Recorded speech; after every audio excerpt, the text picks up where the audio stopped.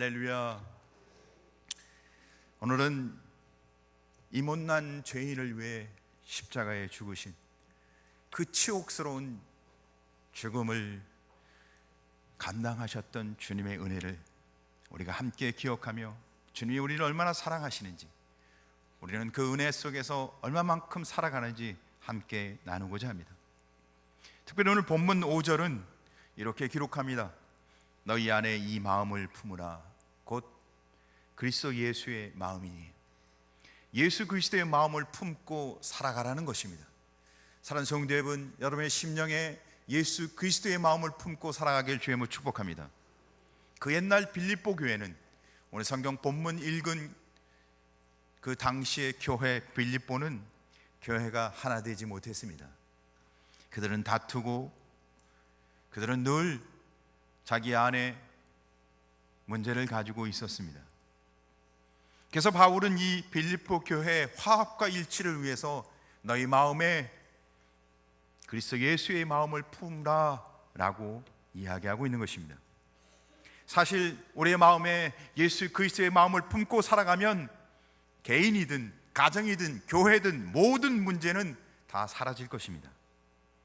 예수님이 못난 우리를 사랑했듯 우리도 서로 사랑한다면 무슨 문제가 일어나겠습니까? 예수님이 죽기까지 하나님의 뜻에 복종하신 것처럼 우리도 하나님의 말씀에 철저하게 순종하며 살아간다면 교회에 무슨 일이 일어나겠습니까? 예수님이 못난 우리를 위해 자신을 그저 한없이 낮추시고 낮추신 그 모습처럼 우리도 우리의 삶 가운데 자기를 낮추고 겸손하여 서로를 섬기며 산다면 우리 안에 정말 무슨 일이 생길까요? 오늘 이 말씀처럼 우리는 우리의 마음에, 우리 심령에 예수 그리스도의 마음을 품고 살아가는 은혜가 넘치길 주님의 이름으로 간절히 소원합니다. 바울은 예수 그리스도의 마음, 그분이 낮아진 그 모습을 오늘 성경 6절에서 8절에 이야기하고 있습니다. 그는 근본 하나님의 본체시나 하나님과 동등됨을 취할 것으로 여기지 아니하시고 오히려 자기를 비워 종의 형체를 가지사 사람들과 같이 되셨고 사람의 모양으로 나타나사 자기를 낮추시고 죽기까지 복종하셨으니 곧 십자가에 죽으심이라. 그분이 어디서부터 출발합니까? 그분은 근본 하나님의 본체라고, 예수님은 하나님이셨어요. 그는 지극히 높으신 자리에서부터 출발합니다. 근데 어디까지 낮아지세요? 마지막에 십자가에 죽으심이라. 예수님은 죄인처럼 십자가에 달려 고통당하시며 돌아가셨습니다. 가장 낮은 수치의 자리까지 낮아지시고 바로 예수 그리스도의 그 마음이 우리의 마음이 되시길 주님의 이름으로 간절히 소원합니다. 그래서 첫째로 예수님이 하나님이심을 우리가 함께 살펴보고자 합니다. 오늘 성경 6절과 7절의 말씀을 보면 예수님은 근본 하나님의 본체시니 하나님과 동등됨을 취할 것으로 여기지 아니하고 도리어 자기를 비우셨다고 얘기합니다. 하나님이시지만 그 본체가 하나님이셨대요. 본체라는 말은 8절에 나온 모양과 비교하면 우리가 쉽게 더 이해할 수가 있습니다. 본체는 내적인 것을 말하고 모양은 외적인 것을 뜻합니다. 본체는 본질적인 것을 말하고 모양은 비본질을 뜻하는 겁니다. 본체는 영원 불변 바뀌지 않는 것을 말하고 모양은 환경과 시시때때로 바뀌는 것을 말합니다. 예수님의 본체, 그분은 하나님이셨다는 거예요. 예수님이 이 땅에 인간의 몸을 입고 오셨을 때 그분은 변하십니다. 그러나 예수님의 그 본체 하나님 되심은 영원전부터 영원토록 변하지 않는 하나님이시라고 말씀하시는 겁니다. 우리가 믿는 분은 바로 하나님이십니다. 그런데 그분이 하나님 되심을 하나님과 동등됨을 취할 것으로 여기지 아니하시고 영원 무궁토록 세세 무궁토록 경배와 찬양을 받기에 합당한 영광하신 분인데 그분이 그 영광을 포기하고 우리에게 오셨다는 겁니다. 첫째 아담, 그는 얼마나 교만했습니까? 너희가 선악과를 따먹으면 너희 눈이 밝아져서 하나님과 같이 되리라. 사탄이 유혹할 때 그 유혹에 넘어가지 않습니까? 그래서 선악과를 낼름 따먹어요. 왜죠? 하나님과 됐길, 피조물인 주제에 하나님과 같이 되고 싶어서 그렇게 타락한 것이 인간이었어요. 그 타락한 인간을 위해서 둘째 아담 예수 그리스도는 하나님이시지만 낮아지고 낮아져서 하나님인데도 불구하고 동등됨을 취할 것으로 여기지 아니하시고 낮아지고 낮아지셔서 우리에게 다가오십니다. 예수님은 오히려 자기를 비우시고, 이 비우셨다는 말은 사실 그분이 하나님 되심은 그의 신성을 말하는 것인데, 그분은 영원 전부터 영원까지 영원히 변함없는 하나님이십니다. 비운다고 비워지는 게 아니에요. 그렇다면 예수님이 하나님과 동등됨을 비우셨다는 뜻은 그분이 하나님 보좌에서 누려야 할 영광을 잠시 버리고 이 땅에 오셨다는 것을 말하는 것입니다. 그분이 누려야 할 그 영광을 다 포기하고 우리를 구원하게 오신 것입니다. 요한복음 17장 5절에 보니까 아버지여, 창세전에 내가 아버지와 함께 가졌던 영화로서 지금도 아버지와 함께 나를 영화롭게 하옵소서. 마땅히 그 영광을 누려야 하며 그 영광 속에 계셔야 할 예수님이 못난 이 죄인을 위하여, 못난 이 죄인을 구원하기 위해서 그 하늘 영광을 포기하시고 낮고 비천한 이 땅에 오셔서 우리에게 영원한 생명, 우리를 죄 가운데서 건지시기 위해서 하늘 영광을 버리시고 이 땅에 오신 줄을 믿으시기 바랍니다. 누구를 위해서요? 한 도시에 대규모의 전도 집회를 계획하고 있었습니다. 그래서 집행부에서 그 도시 시장에게 공문 편지를 보냅니다. 시장님, 이 도시에 전도 집회를 하고자 합니다. 혹시 이 도시에 문제로 인해 고민하고 아파하며 정말 기도가 꼭 필요한 사람들, 그런 사람이 있다면 그 명단을 보내주면 우리가 먼저 그 사람들을 위해서 기도하며 이 전도 집회를 준비하겠습니다. 얼마 후 시장이 집행부에 명단을 보내주셨습니다. 그 명단은 그 도시에서 발행하는 전화번호부 책자였습니다. 무슨 뜻입니까? 그 도시에는 문제가 없는 사람이 단 한 명도 없고 기도가 필요하지 않은 사람이 단 한 명도 없었다는 뜻입니다. 이 세상에 문제 없는 사람이 있습니까? 기도가 필요 없는 사람이 있나요? 의인은 없나니 한 사람도 없다고 성경은 얘기합니다. 누구에게나 수고하고 무거운 짐을 지고 살아가는 게 인생입니다. 우리는 인생의 어려운 문제를 품고 살아가는 것입니다. 그러니까 다시 말하면 우리는 예수 그리스도가 필요하다는 겁니다. 그래서 예수님은 우리의 그 무거운 짐을, 우리의 그 인생의 고난을 대신 짊어지기 위해서 하늘 영광을 버리시고 이 땅에 오신 것입니다. 사랑하는 성도 여러분, 수고하고 무거운 짐진 자마다, 죄악 가운데 있는 모든 자마다 이 땅에 오신 예수 그리스도를 구주로 고백하시길 간절히 소원합니다. 그래서 우리는 두 번째로 예수님이 사람이 되셨음을 함께 나누고자 합니다. 그분이 오신 것은 저 하늘 보좌 위에서 우리가 올라오기를 기다리며 하나님이 이 거룩한 사역을 감당하시는 게 아니라 자신이 친히 마땅히 누려야 할 하나님의 영광을 다 포기하고 인간의 몸을, 우리와 똑같은 육신을 입고 이 천하고 천한 이 땅에 사람이 되셔 오신 것입니다. 7절과 8절의 말씀을 보면 종의 형체를 가지사 사람들과 같이 되셨고 사람의 모양으로 나타나사 그분은 종의 형체를 가지고 이 땅에 오셨습니다. 마가복음 10장 45절에 인자가 온 것은 섬김을 받으려 함이 아니요 도리어 섬기려 하고 자기 목숨을 많은 사람의 대속물을 주려 함이라. 그분이 하늘 영광을 포기하고 사람의 몸을 입고 이 땅에 오신 것은 두 가지인데, 하나는 우리를 섬기려 하는 것이고 하나는 우리를 위해서 대신 죽기 위해서 대속물로 오셨다는 겁니다.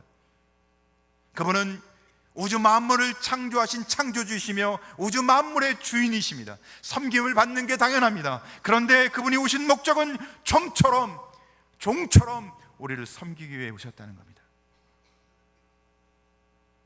7절에 종의 형체, 그것은 6절에 있는 하나님의 본체, 형체와 본체는 동일한 단어를 사용하고 있습니다. 겉모양만 인간의 모습으로 온 게 아니라는 겁니다. 종의 형체, 인간의 형체 그대로 오셨다는 거예요. 우주의 만물이 주인이, 우주 만물을 창조하신 창조주가 주인으로 우리에게 임하신 것이 아니라 도리어 종처럼 이 땅에 오셨습니다. 그분의 태어남서부터 그분의 십자가의 죽음까지의 삶을 살펴보면 예수님은 태어나실 때도 남의 마구간을 빌려서 태어납니다. 예수님은 머리를 둘 곳이 없어 예수님은 자주 감람산에서 주무십니다. 예수님이 갈릴리 바다 건너편에서 천국의 비밀을 설교하고 선포하실 때도 다른 사람 배를 빌려 타고 하십니다. 예루살렘 성에 입성하실 때 수많은 사람들이 호산나 호산나 다윗의 왕, 그때 그분이 타셨던 나귀는 다른 사람에게 빌린 나귀였습니다. 예수님의 유월절 만찬을 드시기 위해서 그분이 제자들과 함께 했던 그 다락방은 다른 사람이 빌려준 다락방이었습니다. 심지어 예수님은 자신이 육신이 십자가에 주어 장사 지낼 때도 그 무덤은 다른 사람의 무덤을 빌려서 장세 지냅니다. 예수님은 문자 그대로 종의 형체, 인간의 모습으로 오셔서 종처럼 우리를 섬기시다가 이 세상을 마감하셨습니다. 성경은 사람들과 같이 되었다고 오늘 기록하고 있습니다. 그것은 우리와 똑같은 육신을 입고 우리와 똑같은 인성을 갖고 살았다는 겁니다. 그의 어린 시절을 보면 키가 자라고 지혜가 자랐다고 기록하고 있습니다. 예수님 우리와 똑같은 육신을 갖고 있었기 때문에 배가 고프면 줄이셨습니다. 고통이 있으면 고통을 느끼셔야 했습니다. 피곤하면 쉬셔야만 했습니다. 우리와 똑같은 성정을 갖고 계셨기에 나사로의 죽음 앞에 그분은 눈물을 흘리며 울었습니다. 또한 수많은 고통과 고난을 똑같이 당하셨습니다. 우리는 그분이 이 땅에 오셔서 구원받은 하나님의 자녀입니다. 우리는 그분과 같은 삶을 삽니까? 아니면 다른 삶을 살고 있습니까? 예수님은 사람의 모양으로 오셔서 당시에 있던 유대인들은 예수님을 오해했습니다. 그분의 인성만 보고 그분의 신성을 보지 못했어요. 예수님이 오셔서 수많은 기적을 일으켰고 권세 있는 가르침을 가르쳤는데도 불구하고 수없이 예수님의 말씀을 듣고 수없이 예수님이 구원자이심을 듣고 살아가는데도 불구하고 그들은 예수님을 믿지 않고 도리어 배척하고 예수님을 따라가지 않고 다른 길을 갑니다. 저 사람은 귀신 들렸구나, 예수님이 귀신 들렸다고 얘기합니다. 저는 요셉의 아들이 아니냐, 우리가 그의 부모를 아는데 저가 어찌 하늘에서 왔다고 주장하느냐. 자기들의 경험과 이성에 따라 살아갔습니다. 그들은 예수님을 비방하고 배척했습니다. 예수님과 같은 길을 가지 않았습니다. 예수님이 사람의 모양으로 나타냈기에 예수님이 이 땅의 수많은 사람들로부터 멸시와 천대를 받으십니다. 오늘도 우리가 예수님을 믿는다고 말은 하지만 예수님을 따라가지 않고 예수님을 닮아가지 않고 예수님과 전혀 관계없이 살아가고 있지는 않습니까? 왜 예수님께서는 그렇게 육신으로 오셔서 비방과 배척과 멸시와 천대를 받으셨을까요? 왜 굳이 육신의 몸을 입고 오셔서 우리의 마음을 열어주기 위해서, 우리와 똑같은 처지, 우리와 똑같은 상황 속에서 오셔서 우리가 쉽게 그분을 만나고 우리의 마음을 열도록, 사랑하는 성도 여러분, 하늘 보자 그 높은 곳에서 우리를 구원하지 않고 친히 우리와 똑같은 육식과 성정을 입으시고 이 땅에 오셔서 우리를 구원하시는 그 놀라운 은혜와 사랑을 있는 그대로 고백하며 우리의 마음속에 그 마음을 품고 살아가는 성도의 삶이 있길 주의 이름으로 축복합니다. 셋째로, 예수님은 이 땅에 오셔서 십자가에 달려 돌아가셨습니다. 왜 인간으로 오셨다고요? 십자가에 죽기 위해서.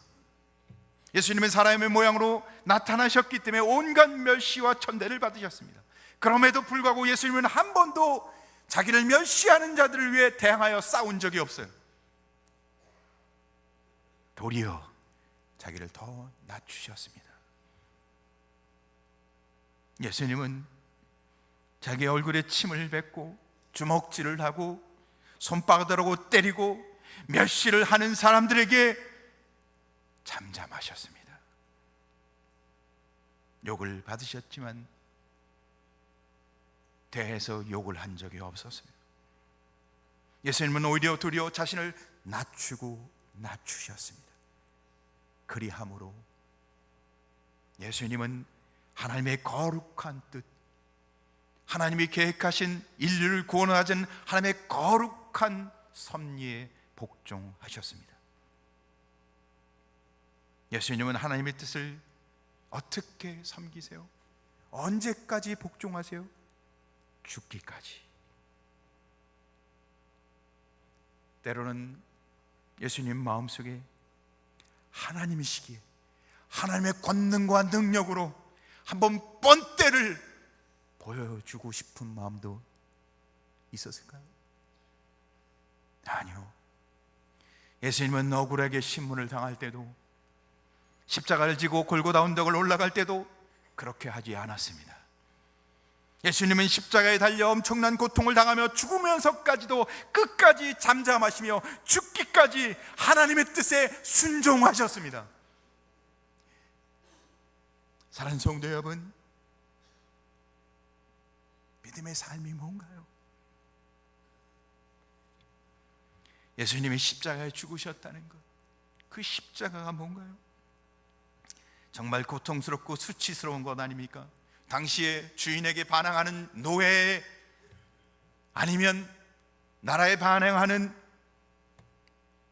큰 범죄자, 반역자, 아주 중절에 처하는 자들만 십자가에 처해야 하는 형벌이었습니다. 그래서 유대인은 십자가는 꺼리끼는 것이요 이방인은 미련한 것이라고 얘기합니다. 그런데 예수님은 그 십자가를 기꺼이 다 받으셔서 하나님이시지만 그 높은 자리에서 영광을 포기하시고 낮고 낮은 자리, 그 수치스러운 자리에서 우리의 죄와 우리의 허물을 위해서 죽으셨습니다. 사랑하는 성도 여러분, 고린도전서 11장 25절 말씀을 한번 같이 읽겠습니다. 시작. 이자는 내 피로 세운 새 언약이니. 예수님은 자신의 보혈을 흘리심으로 우리의 모든 죄를 깨끗게 하시고 우리에게 새로운 언약, 우리를 거룩한 하나님의 자녀, 하나님의 백성으로 세워주신 줄 믿으시 바랍니다. 우리는 그 예수님의 은혜 안에서 영원한 생명을, 우리의 모든 죄를 용서하시는 은혜를, 죄악 가운데 구원해 주시는 하나님의 은총을, 이제는 그 은혜 가운데 살아가는 거룩한 하나님의 자녀의 삶을 얻은 줄 믿으시 바랍니다. 그렇다면 우리가 이미 얻은 이 은혜 안에서 우리는 그리스도 예수의 마음을 품고 예수님이 우리를 사랑한 것처럼 서로 사랑하시기를 바랍니다. 예수 그리스도의 마음을 품고 주님이 죽기까지 하나님 말씀에 복종 순종하셨던 것처럼 말씀에 순종하고 말씀에 따라 살아가는 성도 되길 간절히 소원합니다. 예수님이 이 못난 이 죄인을 위하여 기꺼이 자기를 낮추시고 낮추신 것처럼 우리도 또한 나를 낮추고 타인을 도리어 높이며 섬기며 살아가는 거룩한 성도의 삶을 살아가길 주의 이름으로 축복합니다. 이 은혜와 은총이 이 자리에 있는 온 성도들의 삶과 신앙 고백이 되시길 주님의 이름으로 간절히 소원합니다. 기도하겠습니다.